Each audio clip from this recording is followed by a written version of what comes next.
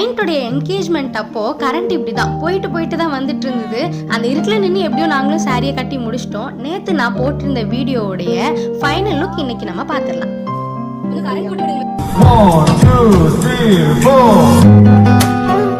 இப்போ கரண்ட் வந்துருச்சு. கரண்ட் வந்ததுக்கு அப்புறமா நான் அவங்களுடைய சாரியில பண்ண வேண்டிய அட்ஜஸ்ட்மெண்ட்லாம் பண்ணி விட்டுட்டேன். அவங்களுடைய கசின் அவங்களுக்காக சாப்பாடு எடுத்துட்டு வந்து அவங்களுக்கு ரிலாக்ஸா ஊட்டி விட்டுட்டு இருந்தாங்க. நான் ஒரு பக்கம் என்னுடைய ஒர்க்கை ரொம்ப ரிலாக்ஸா பண்ணிட்டு இருந்தேன். நாங்க எல்லாரும் ஏன் இவ்வளோ ரிலாக்ஸா இருக்கோம் அப்படின்னா, மாப்பிள்ளை வீட்டுல இருந்து 9 மணிக்கு வருவேன்னு சொல்லியிருந்தாங்க. ஆனா வந்தது 12:45க்கு மேலதான். ஆஃப்டர்நூன் ஆயிடுச்சு அவங்க வர்றதுக்கு. அது வரைக்கும் நாங்கள் ஃபோட்டோ எடுக்கிறது, வீடியோ எடுக்கிறது இதெல்லாம் பண்ணிட்டு இருந்தோம். அவங்க எனக்கு ஃபோட்டோ எடுக்கிறது, வீடியோ எடுக்கிறதுக்கெலாம் போஸ்ட்லாம் கொடுக்க வராது, ஸ்மைல் பண்ண வராது, இப்படிலாம் சொல்லிட்டு இருந்தாங்க.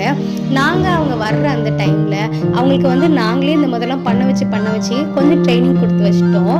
அதனால அவங்களும் வந்து ரிலாக்ஸாக ரொம்ப ஜாலியாக வந்து ஃபோட்டோவுக்கு போஸ்ட் கொடுக்குறது, வீடியோவுக்கு போஸ்ட் கொடுக்குறது இதெல்லாம் பண்ணிட்டு இருந்தாங்க.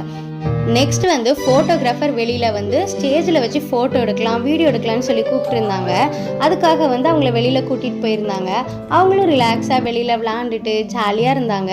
அதுக்கப்புறமா அவங்களையும் வந்து ஸ்டேஜில் விட்டு ஃபோட்டோ எடுக்கிறதுக்கு வந்து ஃபோட்டோகிராஃபர் கூப்பிட்டாங்களா, அதனால அவங்களும் வந்து ஃபோட்டோ எடுக்கிறதுக்கு போயிட்டாங்க.